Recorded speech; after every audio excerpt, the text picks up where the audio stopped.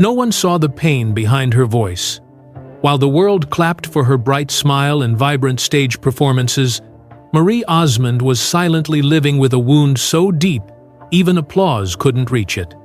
She was the golden girl of American entertainment, beloved by millions, with a voice that could melt hearts and a charm that lit up every room.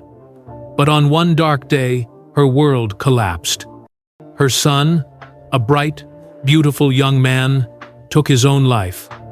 No final note, no explanation that could mend the shattering silence. Just a goodbye written in the cruelest language: absence. Marie stood on stage just days after burying him.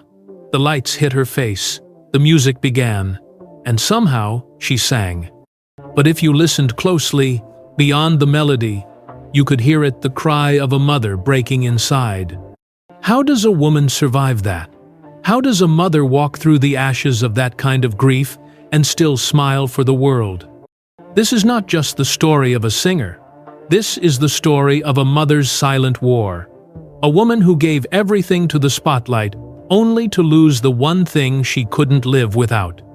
And tonight, you will see Marie Osmond in a way you've never seen her before. Not as a star, but as a woman forever marked by tragedy. Before the applause, before the glitter, before anyone knew her name, Marie was just the 8th child in a crowded Mormon household, tucked into a modest home in Ogden, Utah. Born Olive Marie Osmond in 1959, she entered a world that already had 7 brothers chasing fame, rehearsing harmonies, and dreaming of stages far beyond their small town. To the outside world, the Osmonds were the perfect American family, clean-cut, religious, endlessly talented. But inside the home, the pressure was real. Discipline was strict. Expectations were sky-high. And Marie, the only girl, carried a burden few could see. While her brothers trained like athletes in the art of performance, Marie's path wasn't carved out so clearly. She was quiet, sensitive, a dreamer who didn't fit the mold. But when she did step into the spotlight, just barely a teenager, the machine of show business swallowed her whole. There was no room to cry, no time to be unsure, no space to say, "I'm scared." She was barely 13 when she recorded Paper Roses, and the song became a chart-topping hit. But behind the soft lyrics was a girl who barely understood love, let alone heartbreak. Fame, for Marie, didn't come with comfort. It came with mirrors, expectations, camera lights that never turned off, and comparisons that cut deep. She wasn't just an Osmond. She was expected to be the perfect Osmond, the smiling princess, the pure image of femininity in a male-dominated family brand. She once admitted in a rare interview, "I always felt different. I felt invisible." That invisibility grew louder as she tried to find her place, not just in music, but in her own family. Her brothers had each other, her parents were managing careers, and Marie was often alone emotionally, if not physically. There were whispers of childhood struggles, moments of deep anxiety, body image issues, and overwhelming feelings of isolation. In private, she began battling the first signs of depression. But no one talked about mental health in her world. It was the 70 seconds. And in the Osmond family, you prayed, you smiled, and you pushed forward. The stage became both her refuge and her prison. Applause became the only language that told her she was enough. But when the curtain closed, the silence was deafening. At just 15, Marie stood on stage next to her brother Donnie, hosting a major network variety show. She wore sequins, she told jokes, she sang to millions. But inside, she was just a scared teenage girl, playing a role the world demanded. And all the while, no one saw her crying in hotel rooms. Marie Osmond's rise wasn't just rapid, it was meteoric. At the age when most teenagers were worrying about school dances and math exams, she was recording hit records, standing under television lights, and being packaged as America's sweetheart.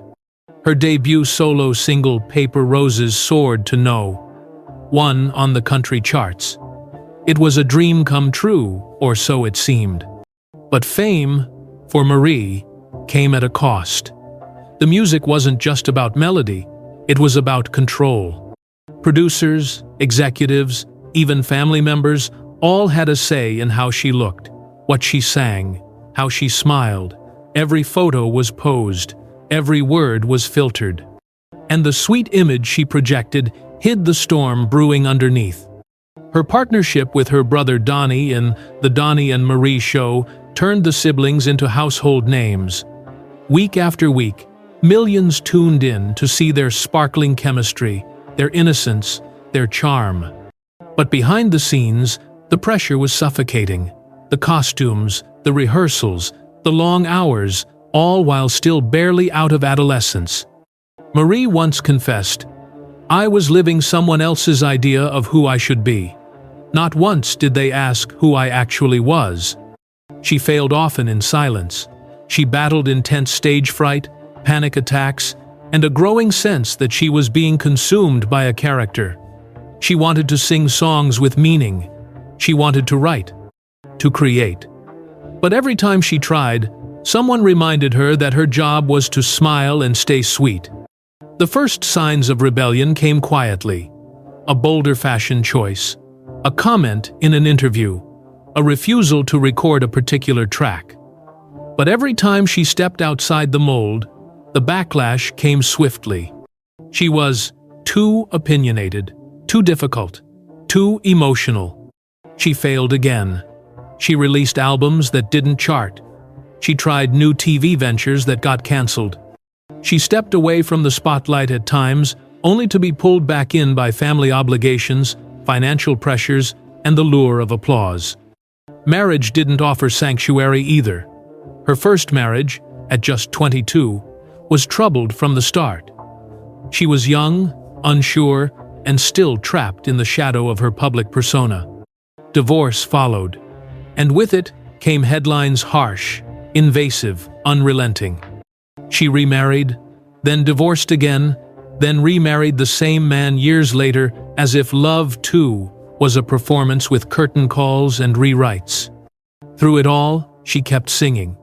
On television, on stage, in Vegas, on Broadway. But the joy of creation had long been replaced by the weight of expectation. Even motherhood, which brought her moments of deep joy, also came with public scrutiny. She adopted children, blending a large and beautiful family, but the media rarely celebrated that. They watched instead for cracks, for drama, for failure. She failed a third time, this time privately, quietly, when her mental health began to spiral. She struggled with postpartum depression, even experiencing suicidal thoughts. In a courageous move, she chose to speak out about it, long before it became common for celebrities to do so. Her voice shook as she admitted, "I remember sitting there, thinking they'd be better off without me." It was a turning point, but not the final one. Each time she stumbled, she found a way to rise again. Not dramatically, not in headlines, but quietly, with grace. She learned how to write her own story, bit by bit, page by page. Even if the ink was smudged with tears, at the height of her fame, Marie Osmond had it all on paper. A chart-topping singer, a household name, a Las Vegas headliner, a co-host of national talk shows, a New York Times best-selling author, a businesswoman with her own doll line that sold millions. She graced red carpets, hosted award shows, smiled from magazine covers. She was more than an icon, she was an empire.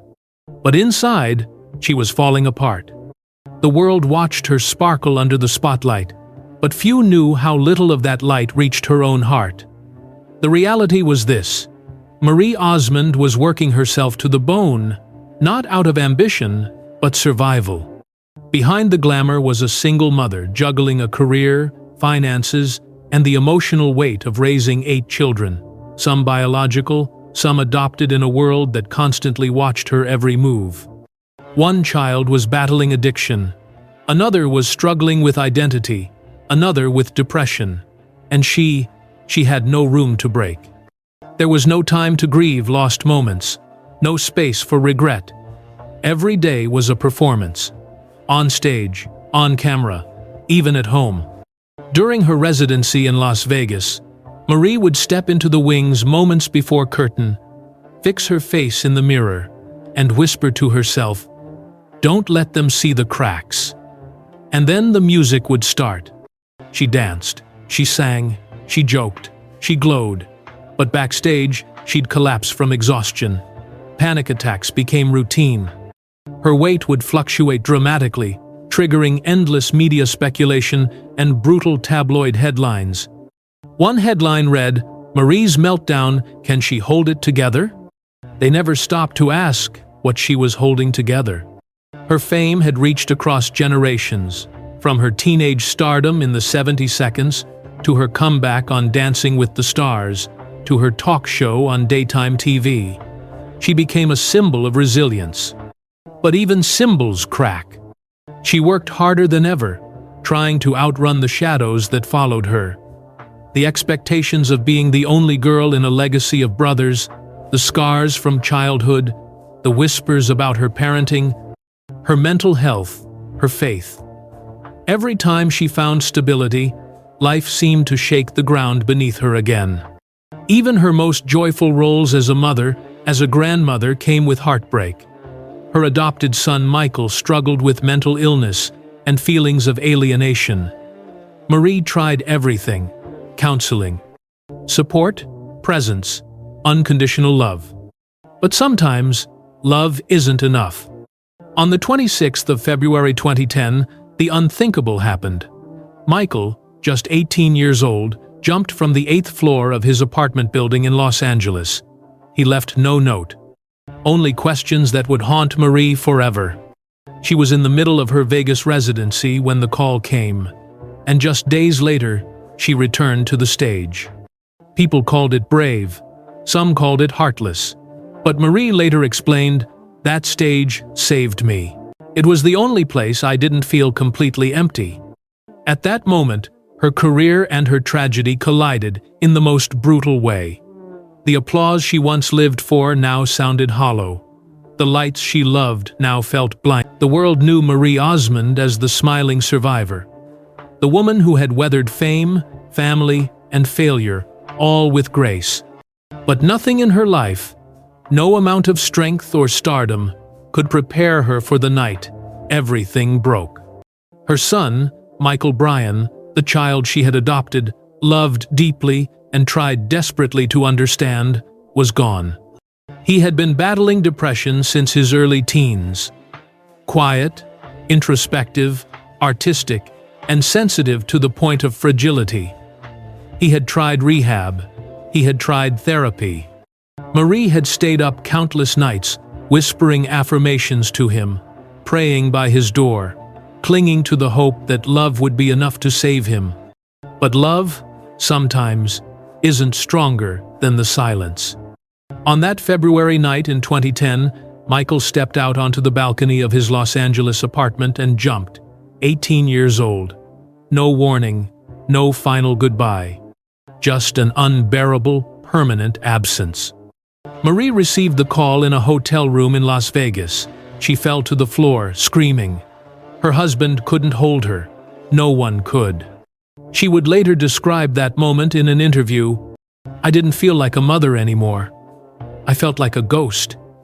Like my body stayed, but my soul jumped with him." The press descended immediately. Headlines like, "Marie Osmond's son commits suicide," splashed across tabloids. Cameras showed up at the funeral. Pundits speculated. Was it her fault? Was he on medication? Was the pressure too much? None of them asked the question that haunted Marie every second. Why didn't I see it coming? Michael had left one vague message to a friend. "My pain is too much. I have no fight left." That line would replay in Marie's mind for years, especially during the nights when sleep never came. But in true Marie fashion, she didn't disappear. Just 1 week later, just 7 days after burying her son, she stood back on stage. Her makeup was flawless, Her dress shimmered under the lights. And as the music began, she sang with the same voice America had known for decades. But it wasn't the same voice. If you listened closely, you could hear the fracture. If you watched closely, you could see the tremble.